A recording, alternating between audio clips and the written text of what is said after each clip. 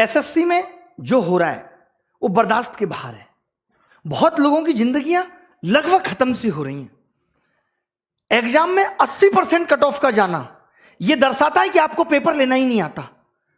18 तारीख वाले मेंस में बच्चों के 200 नंबर आने के बाद भी सिलेक्शन ना होना क्या साबित करता है? कि जान निकाल के रख दूं पेपर के अंदर तब मेरा सिलेक्शन होगा। कल जब से 18 का रिजल्ट आया है 19 का 2019 एग्जाम में 18 तारीख वाले बच्चे इस तरीके के मैसेज कर रहे हैं कि सर मैं सुसाइड कर रहा हूं, मुझे बचा लो। रात के 3 बजे तक मैं 25 बच्चों से बात करके कन्विंस कर रहा हूं कि इंतजार करो, कुछ करेंगे। हम सरकार को इसलिए लेकर आए थे कि यह सरकार पहले वाली सरकार से भी बेहतर काम करेगी और हमें रोजगार देगी, बट इस सरकार ने तो सारे रोजगार खत्म कर दिए। महंगाई चौथे आसमान पे है। पेट्रोल का दाम इतना बढ़ गया कि अब आप बाइक नहीं चला सकते। रसोई गैस की कीमत इतनी बढ़ गई कि वापस अब चूल्हे पे आना पड़ेगा। एक तरफ तो आपने कमाने के साधन छीन लिए, एक तरफ आपने हर चीज का मूल्य बढ़ा दिया और आप कहते हैं हम करप्शन करते नहीं, और जनता कहती है यह सरकार बहुत अच्छी है। 2019 में इंडिया करप्शन के स्थान पे 80 नंबर पे थी और 2020 में वही 86 नंबर पे हो गई। मैं पूछना चाहता हूं, अभी तो जांच बैठी नहीं, तब 6 अंक आगे निकल गई। जिस दिन जांच बैठेगी तो पता चलेगा ना कि करप्शन हो कितना रहा है। क्या बिना करप्शन के वैकेंसी खत्म हो गई? एक सीट कम, जो सीट है उस पर भी करप्शन। एग्जाम टाइम से लेंगे नहीं, पेपर सही बनाएंगे नहीं, पेपर में क्वेश्चन गलत डाल के भी 100 रुपए वसूलेंगे, उसको भी पैसा वसूलने का धंधा बनाएंगे। एक साल में 2 रिजल्ट एक साथ देंगे, बच्चे को कंफ्यूज करेंगे कि तुम 18 भी भरो, तुम 19 भी भरो, उसे उलझाए रखेंगे। रिजल्ट इतना लेट कर देंगे ताकि वो बोल ही ना पाए, टूट जाए। जैसे कहते हैं ना, कोई अगर आपसे उधार पैसा ले ले, उसको हर दिन कॉल करने दो, रोज उसे घर आने दो, एक दिन वो आना भूल जाएगा, अपने पैसे भूल जाएगा कि भाई मैं इससे ज्यादा परेशान नहीं हो सकता। कल इन्होंने रिजल्ट दिया और मार्क्स के बारे में बोल दिया बाद में देंगे। अब ये पता है मार्क्स कब देंगे?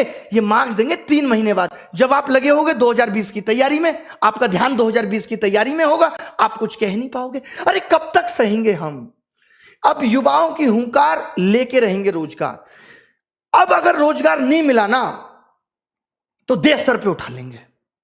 इससे ज्यादा मैं कुछ नहीं कह सकता। हमारी मांगे क्या है?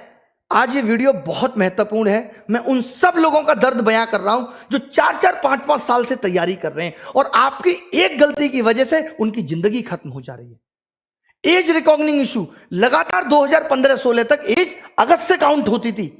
अभी कोरोना काल था, आपको छूट दे सकते थे, लेकिन आपने फिर से 1 जनवरी से एज काउंट कर दी। नहीं होने देंगे, आपको अगस्त से वापस काउंट करनी पड़ेगी। एक छोटी सी गलती, अभी जो लोग नए जुड़ेंगे, जिनको पता नहीं है एसएससी के बारे में, मैं उन लोगों को बता दूं कि ये एक मेंस के पेपर को 3 दिन में लेते हैं, 15, 16, 18।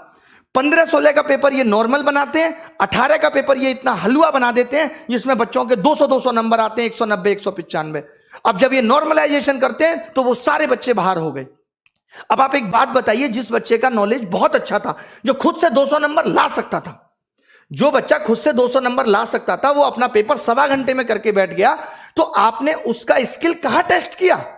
वो तो पौना घंटा उसका बर्बाद हो गया पेपर के अंदर। और अब आप कह रहे हो कि आपके जो 200 नंबर थे वो उन बच्चों के मुकाबले कम है और उनको आपने 160 पे ला दिया और उन किसी बच्चों का सिलेक्शन नहीं हुआ। ये कहां की इंसानियत है? अब आपको 2019 का 18 वाला मेंस दोबारा कराना होगा। लड़ाई उस मेंस को दोबारा कराने की है।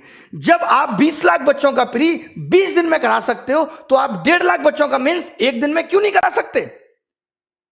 क्या आपके पास इतने रिसोर्सेज भी नहीं रहे अब कि आप पेपर का लेवल एक जैसा रख सको?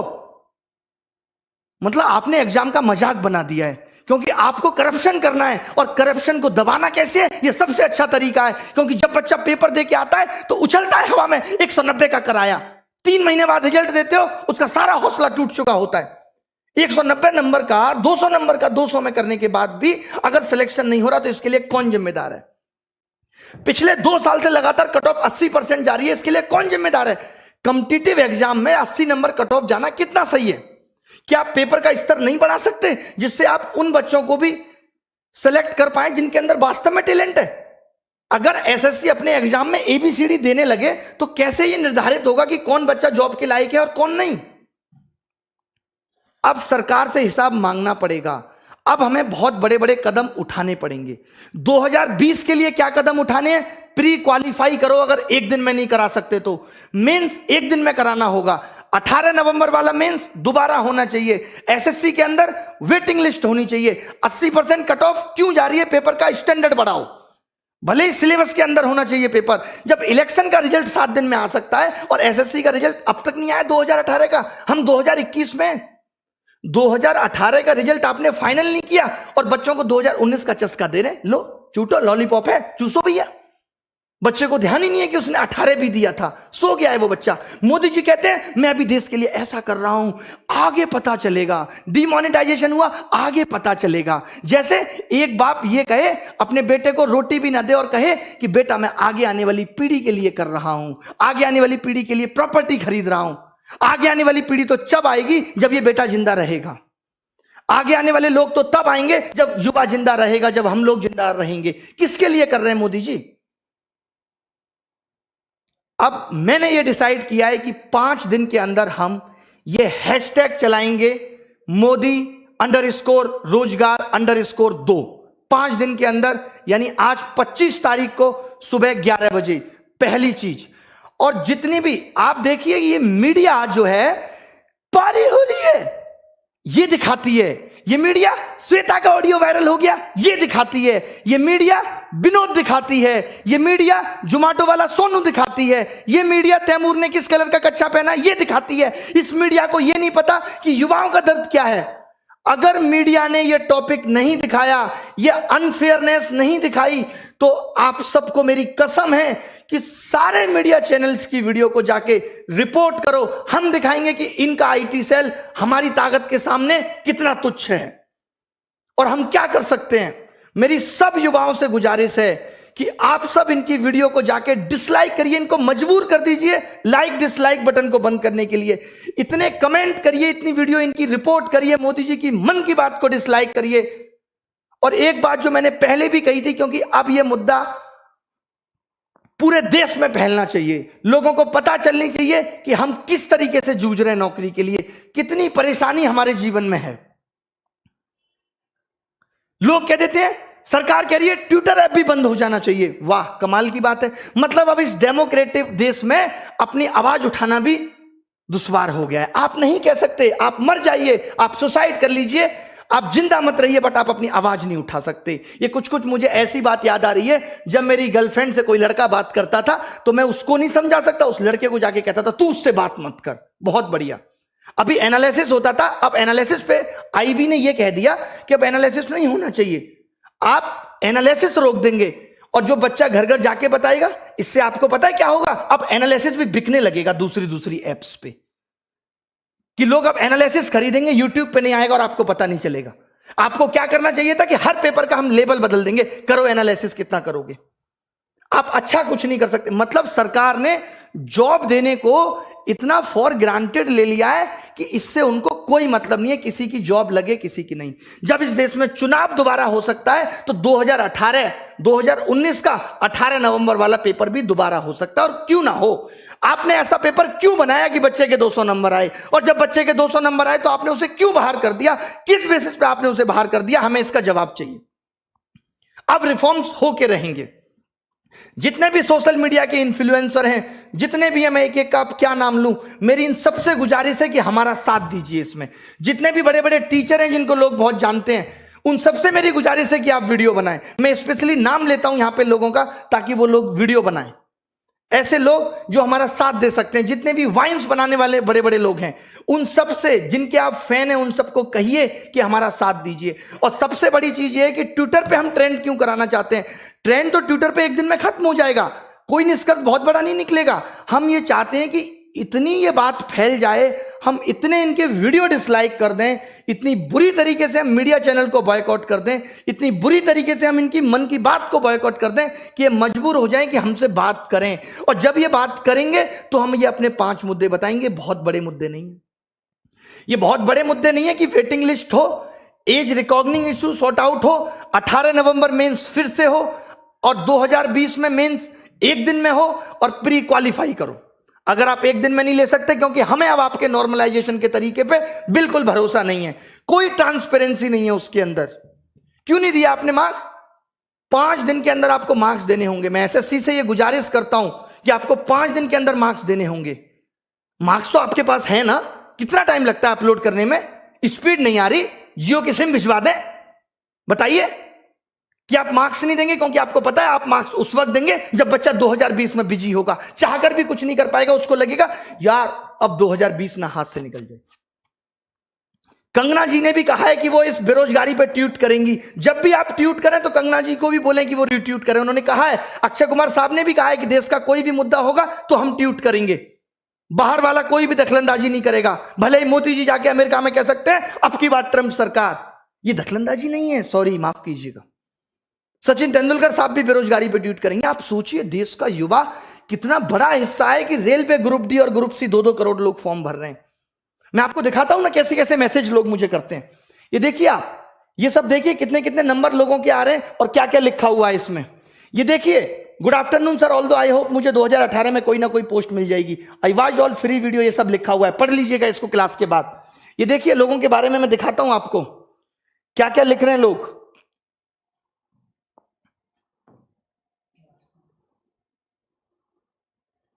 ये सब आप पढ़ लीजिएगा। ये देखिए, मेरा 481 रॉ स्कोर, एससी कैटेगरी में सिलेक्शन नहीं हुआ। इसको देखिए, सर मैं सुसाइड की सोच रहा हूं, बचा सकते हो तो बचा लो।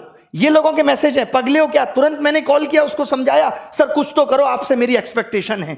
लोग इस तरीके के मैसेज कल से ही रिजल्ट आने के बाद कर रहे हैं। ऐसे तमाम मैसेज हैं कि मेरे 535 नंबर थे बट अब लग रहा है जॉब नहीं मिलेगी। इतना निराश हो चुका है युवा, यार इस दर्द को हम भी नहीं बर्दाश्त कर पाएंगे, हम खुद मर जाएंगे।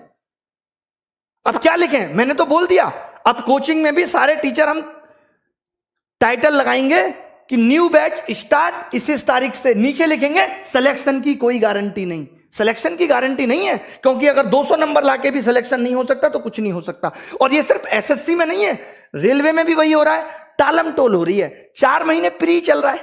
भाई कौन से देश में रह रहे हो? काय का डिजिटलाइजेशन है? कौन सी इंडिया डिजिटल हो गई कि 5 महीने में प्री का एग्जाम हो रहा है और उसके बाद 2 महीने मेंस चलेगा? ये सब गधा बनाने की चीजें। लास्ट में हो जाएगा कि 5000 लोगों को नौकरी मिली। ये सबका मन बहलाया जा रहा है, इससे ज्यादा कुछ नहीं है। रेलवे में भी इससे ज्यादा कुछ नहीं है, बैंक में भी इससे ज्यादा कुछ नहीं है, सब जगह बेवकूफ बनाया जा रहा है, नथिंग एल्स।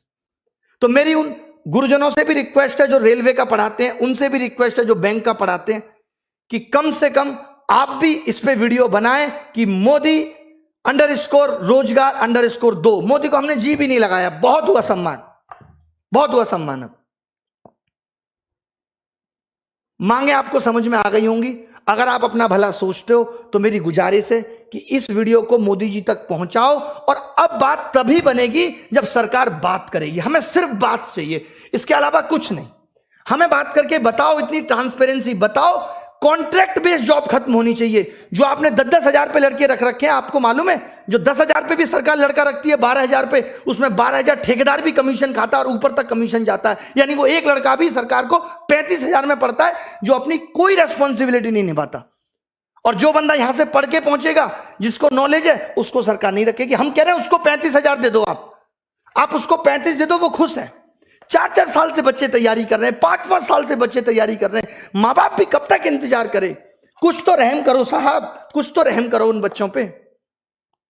मैं तो बहुत हिम्मत समझता हूं बच्चों की। निकल लिए होते हम तो, कहीं रेडी लगा रहे होते, रिक्शा चला रहे होते, अगर हमारी स्थिति ये होती तो। कैसे आप बर्दाश्त कर रहे हो? कैसे उस घुटन में जी रहे हो? कितना मजबूर करोगे भाई? कहते हैं ना मोदी जी, एक बात ध्यान से समझना, किसी को उतना ही जलाओ कि वो आग आपको ना जला दे। जब एक रबड़ को खींचते हैं ना तो थोड़ी देर दर्द होता है, फिर वो टूट जाती है, वो तार अलग हो जाता है। इतना मत झुकाओ किसी को कि वो आपको ही जला दे।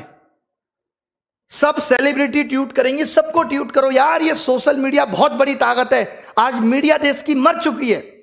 आज सोशल मीडिया क्लियर करती है हर बात को। हम जैसे लोग आके बोलते हैं कि ये हो रहा है। आपने देखा कल से किसी मीडिया वाले ने बोला कि 200 नंबर वाले का भी सिलेक्शन नहीं हो रहा। ये तो बड़ी न्यूज थी। 190 नंबर वाले का भी सिलेक्शन नहीं हो रहा, वो भी पेपर मैंने भी क्या किया है, पेपर मंगवाया बच्चों से, देखा हाँ 200 आ रहे हैं, फिर भी नहीं हो रहा। फिर कब होगा भाई? मीडिया को भी ये बातें अब दिखानी पड़ेंगी, हर हाल में दिखानी पड़ेंगी। आपसे मेरी गुजारिश है, मैं रो के दिखाऊं आपको कैसे करूं कि सोशल मीडिया को बायकॉट करो, इनकी सारी वीडियो डिसलाइक करो। 5 दिन लग जाते हैं ना इसमें, कुछ तो सुधार देंगे आगे आने वाले लोगों के लिए, कुछ तो भला कर जाएंगे, हमारा भी नाम लोग लेंगे कि हाँ भाई उन्होंने कुछ भला कर दिया था। नहीं तो जिस हिसाब से तानाशाही हो रही है सब, ये नौकरियां अभी तो 8 से 6,000 हुई हैं, 6 से कल को 4 हो जाएंगी, 4 से 5 हो जाएंगी, फिर 300-400 रह जाएंगे। नेताजी के ही भतीजे भांजे ले लेंगे सारी नौकरी, हम प्रसाद चाटेंगे कसा सत्यनारायण भगवान का, इससे ज्यादा कुछ नहीं बचेगा। मेरी गुजारिश है इस वीडियो की सारी बातों को सुन के, सारे मुद्दों को सुन के इसे सपोर्ट करें, ये सिर्फ आपकी भलाई के लिए। सारे टीचर एसएससी के, रेलवे के, जितने भी बड़े बड़े चैनल हैं, चाहे वो WiFi study, Exampur, Gagan Pratap maths, Rakesh Yadav reader publication, जितने भी लोग हैं, और मैं किस किस का नाम लूं, जो लोग वाइन्स बनाते हैं, बड़े बड़े चैनल, आशीष चंचलानी, सब लोग एक एक ट्वीट हमारे लिए भी करें, रिक्वेस्ट है। सारी सेलिब्रिटियों से भी रिक्वेस्ट है कि इस बेरोजगारी मुद्दे पे एक बार तो कहो सरकार को। कुछ भी नहीं चाह रहे हम, बस इतना चाह रहे हैं कि थोड़ा सा तो एग्जाम फेयर कर दो। बहुत बड़ी बड़ी डिमांड हमारी नहीं है कि कोई रूल आपने बना दिया उसे वापस ले लो, हम आपके बनाए हुए रूलों में कोई दखलंदाजी नहीं चाहते। हम कहते हैं कि कुछ कमियां हैं वो हमारी भी सुधार दो। क्या गुनाह किया है इस देश के युवा ने? मोदी जी तो कहते थे कि इस देश का युवा ही ताकत है, कैसे भूल गए वो उस ताकत को? क्यों नहीं याद रही वो ताकत उन्हें? उन्होंने भी तो स्ट्रगल किया है, वो खुद बताते हैं। क्या उन्हें जरा भी तरस नहीं आता हमारा कि बच्चा कैसे बिखर रहा है, इतना टूट चुका है? जरा भी परवाह नहीं है? क्या ये बात उन तक नहीं पहुंचती होगी? क्या उनको नहीं पता कि देश में आंदोलन, बच्चे ऑनलाइन प्रोटेस्ट करते हैं रोजगार को लेके, क्या वो 2 शब्द नहीं बोल सकते? बताइए आप मुझे। इतना तो एक देश का राजा कर सकता अपनी प्रजा के लिए। कहां हमने गलत बात बोल दी? अगर हम ये कह रहे हैं कि जो कमियां हैं उनको सुधार दो, आपकी एक छोटी सी गलती से कितने बच्चों का भविष्य बर्बाद हो रहा है? बंद कर दो।